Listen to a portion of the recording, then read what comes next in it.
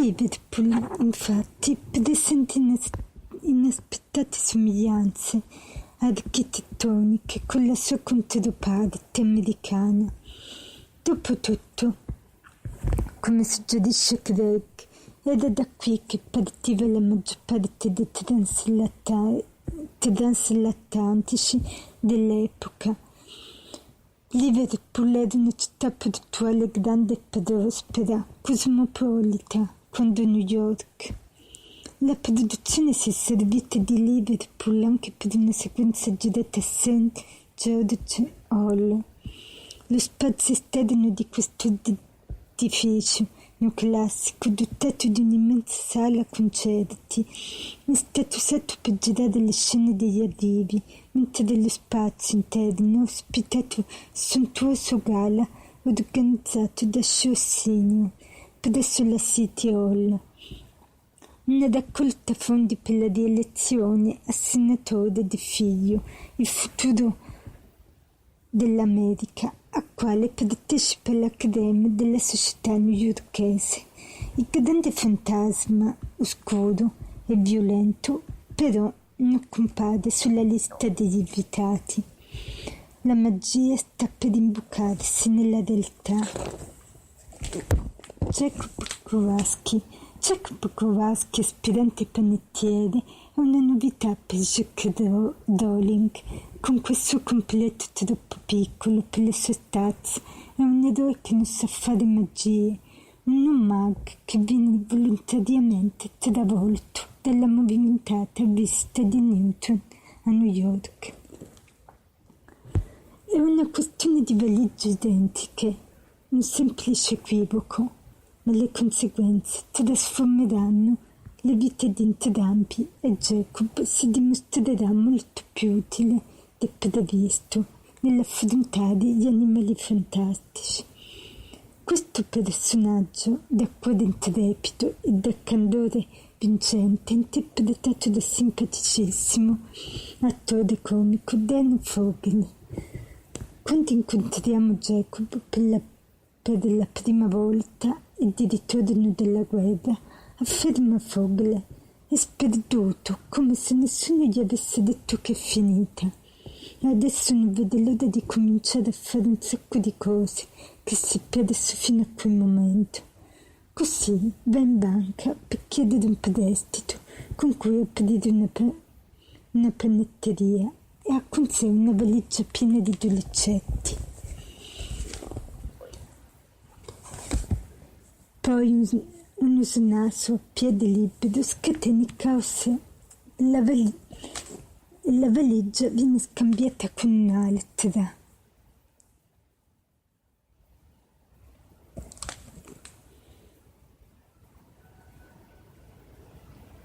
La valigia come di baby class e pranzi freschi, una ricetta della nonna, viene scambiata con altre identiche piene di animali fantastici. Quando Jacob torna alle sue scuole d'appartamento e l'apre, ne escono una dopo l'altra alcune creature che gli demoliscono l'appartamento e un po' di veicolo, un animaletto simile a un gatto. Gli dà addirittura un brutto modo su. Ben presto Jacob si unirà a Newton nei suoi magici tentativi di recuperare gli animali in fuga. Ci vuole un po' di tempo per abituarsi a smaterializzarsi e materializzarsi per un ragazzo dell'West Side. Jacob viene trascinato in questa avventura e non riesce a credere ai propri occhi, spiega Amy. Anche lui è un outsider e le cose non gli sono mai andate molto bene. Tuttavia è rimasto un entusiasta che crede nella possibilità della vita. Quando incontra questi personaggi magici, scopre un intero mondo che non avrebbe mai potuto immaginare. La storia vista attraverso gli occhi di Jacob è uno degli aspetti più divertenti. Secondo David Yates, veniamo proiettati nell'avventura insieme a Jacob, Noi siamo Jacob, sperimentiamo gran parte degli avvenimenti dal suo punto di vista. Fogler era a Comic Con quando il suo telefono è squillato. Si trovava alla famosa convention di fan a San Diego per promuovere la prima stagione della serie poliziesca Secrets and Lies. Contemporaneamente era impegnato nella vendita delle sue serie a fumetti. Moon Lake, un'antologia horror su un misterioso specchio d'acqua che si rivela essere un portale per altre dimensioni. L'attore ricorda che stava cercando di avanzare controcorrente come un salmone in mezzo alla massa di fan in costume, fra cui più di un Harry Potter. Per raggiungere il suo stand quando ha sentito vibrare la tasca. Ed uno dei due David non ricorda quale l'abbia chiamato per primo e continua a riferirsi a loro come a un'unica entità. Mi hanno chiesto: dove sei adesso? E io: a Comic Con. Fogler ride, sapendo che questa storia è destinata a diventare il suo cavallo di battaglia. E loro, il Comic Con sarà molto diverso il prossimo anno.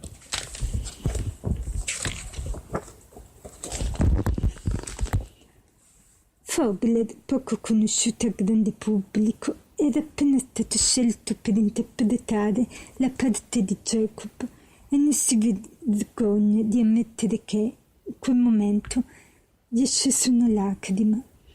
Con un passato da cabarettista, l'eclettico attore è estremamente brillante e divertente, ma i suoi talenti non finiscono qui. È anche musicista, scrittore, regista, commediografo e ha assaggiato per la prima volta il sapore della fama grazie al talent show americano Titi Second to Fame, facendo una perfetta imitazione di Al Pacino. Dopodiché ha vinto un Tony Award come miglior attore non protagonista per il musical di Spelling Bee, con un entusiasmo degno di Jacob. Fogler descrive animali fantastici come la migliore proposta possibile, l'opportunità di vivere un'esperienza pazzesca insieme a premi Oscar di ogni tipo. Mi sentivo come un bambino in un negozio di caramelle ed il lavoro più bello che mi avessero mai offerto, commenta ammirato. Ho vinto la lotteria. Sebbene ci fossero nomi più importanti in lizza per il ruolo di Jacob, Yates è rimasto colpito dal modo in cui Fogler confondeva tutto ciò che inizialmente aveva immaginato riguardo a questo personaggio. Un sacco di attori ci avevano proposto una versione di Jacob molto fedele a copione. Poi è entrato Dan e ha fatto una cosa incredibile. Ha invertito tutto. Ciò che doveva essere divertente era triste e viceversa. Quel dono, quella qualità ci ha fatto esclamare: wow, lui farà faville. Fogler crede che il segreto risieda nella sua sbalorditiva affinità con Jacob. Anche lui è cresciuto a New York, a Brooklyn, e conosceva il nome di ogni strada nella loro città, surrogata. Ho sempre pensato di essere nato nell'epoca sbagliata, riflette l'attore, e che se avessi potuto scegliere in un'altra, di certo si sarebbe trattato degli anni '20. Il mio bisnonno era un panettiere, faceva il miglior pane di segale di tutta New York. Capite? Jacob mi scode nelle vene. Fugler paragona la collaborazione fra Newton e Jacob a quella fra Sherlock Holmes e Watson. E poi, dato che Jacob farà da guida a Newton nel dedalo di strade newyorkesi, una situazione di reciproca necessità segnerà l'inizio di una bellissima amicizia.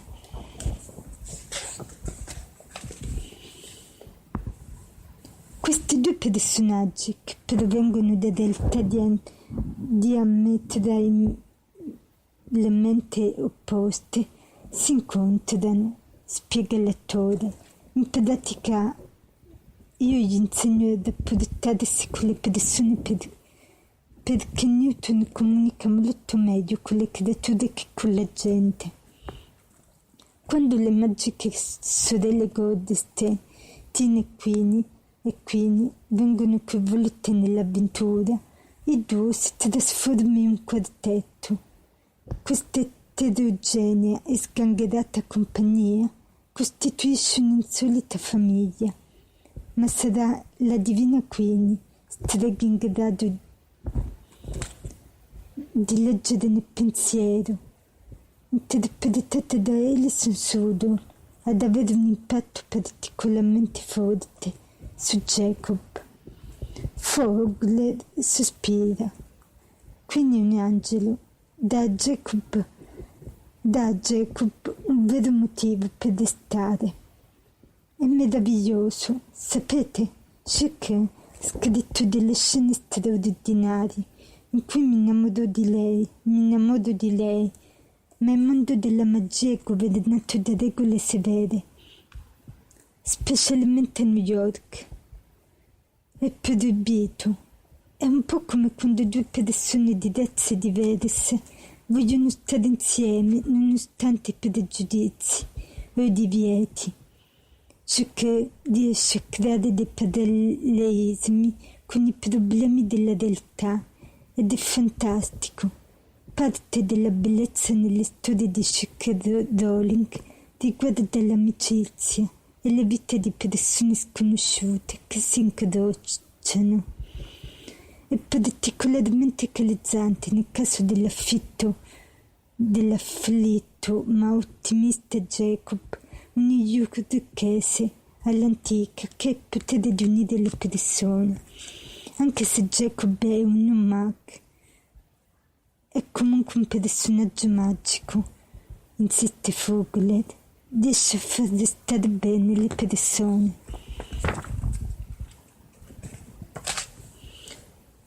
Quando il nuovo copione bussa alla porta dello scenografo, Stuart Craig, la sua prima reazione è quasi sempre di paura. Come farà a realizzarlo? Poi, come spiega lui stesso, comincia a entrare nella storia, a fare ricerche e inizia a pensare a come affrontare la situazione. Cosa costruirai? Quale forma darai alle tue creazioni? E così via. Più vai avanti, più l'approccio diventa concreto. Solo allora comincio a sentirmi sicuro di me, il che è davvero sorprendente, dato che Craig ha vinto 3 volte il premio Oscar e ha ricevuto 7 nomination e che ha sceneggiato tutti i film di Harry Potter.